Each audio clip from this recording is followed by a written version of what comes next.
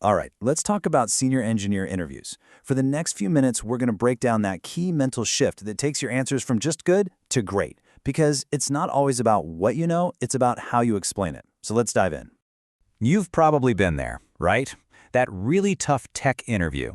It can be super intimidating, even when you feel like you know your stuff cold. So what's the secret sauce to not just getting through them, but actually nailing them? Well, the core idea is pretty simple, but it's incredibly powerful. Acing these interviews isn't about just spitting out definitions. It's about showing the interviewer how you think. It's about demonstrating that senior mindset that connects your technical choices to the bigger picture, to trade-offs, and, most importantly, to the business. Okay, to make this really concrete, let's start with a topic that comes up all the time: caching. We're going to look at how you can level up your answer from a basic definition to one that shows you've got real production-level thinking. So, someone asks, what is Redis? A really simple way to think about it is with an analogy. Redis is like having a sticky note right on your desk. It's super fast, easy to grab, and perfect for the info you need over and over again. Your main database? Well, that's like the big filing cabinet across the room. You only want to walk over there when you absolutely have to. And this is where you can really see the difference shine. A junior-level answer just defines the tool, but a senior-level answer, that's where you start talking about design patterns, like cache aside. And, this is so important, you quantify the impact, talking about lookups under 1 millisecond versus database queries that could take up to 500 milliseconds. Now you're speaking the language of performance. So this is that cache-aside pattern in action. It's pretty much the standard way to use Redis. First, your app looks in the cache. If it's not there, what we call a miss, then it goes and queries the database.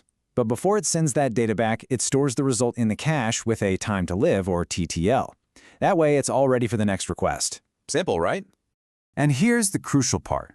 Senior engineers don't just define things, they talk about patterns and, more importantly, trade-offs. For example, they'd start talking about the TTL. You know, a short TTL means you get fresher data, but you're hitting the database more. A longer TTL boosts performance like crazy, but you risk serving stale data. They connect those technical decisions directly to the impact on the business. All right, let's level up again. We're going to zoom out now, moving from just one single component to thinking about the entire system, and specifically, how all the different services communicate in an event-driven world. So, think about a classic social media feature. User A follows user B. Now, you could try to do everything all at once. Send a notification, update a follower count, log it for analytics, all in that single API call. But that makes the follow action really slow for the user. And even worse, if just one of those little pieces fails, say the notification service is down, the whole thing could break. The system becomes super brittle. Now, this is exactly the problem that event-driven architecture is built to solve, often with a tool like Kafka. And here's a great analogy. Think of Kafka like a giant newspaper printing press. Your API just publishes one event, the news, like user A followed user B. That's it. Then all the other services, like notifications or analytics, can come and pick up that news whenever they're ready and act on it completely independently. And this approach has some serious real-world power. Notification pipelines can just run in the background without making the user wait. When a celebrity with millions of followers posts something, that post can be fanned out to everyone's feed asynchronously. You can funnel every single click into an analytics stream, and you can do all of this without bogging down the main application's performance. So the big takeaway here is that mindset shift, from just optimizing one single action to optimizing the entire system. A senior engineer is always thinking about decoupling services. Why? To make the whole platform more reliable and more performant. They're seeing the whole forest, not just one little tree. Okay, for our final level up, let's connect the front end all the way to the back end. This is where you really get to show off a true full-stack mindset. And this is the kind of question that really reveals that way of thinking. It sounds simple, but it goes deep. How does a choice you make about rendering on the front end actually impact what happens on the back end? You know, in a modern framework like Next.js, you have all these options. There's server-side rendering, or SSR, which generates the page for every single request. That's great for data that's unique to a user.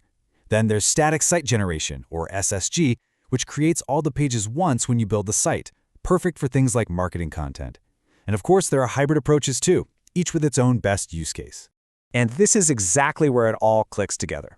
A senior full-stack engineer totally gets these trade-offs. They know that choosing static site generation for, say, a blog or a marketing page is going to dramatically reduce the load on the back end.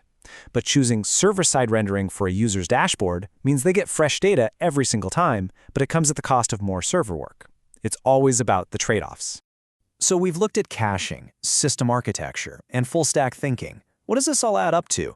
Well, it adds up to a new framework for answering technical questions, one that can honestly become your interview superpower. It really boils down to 3 simple steps. Number 1, talk in patterns and trade-offs, not just definitions. Number 2, quantify your impact whenever you possibly can. Talk in milliseconds, talk in user counts, talk in performance gains. And number 3, be strategically honest about your actual experience. And that last point is huge because it helps with that common experience gap problem. What if you've never actually used a tool in production? Just be honest about it. But then you immediately follow up by proving you understand the concepts on a deep level. Honestly, that's often way more impressive than having used a tool without really understanding the why behind it. So as we wrap up, I'm going to leave you with this question to think about. For your next interview, what's one technical concept you can get ready to explain, not with just a simple definition, but with this senior engineering mindset we've been talking about?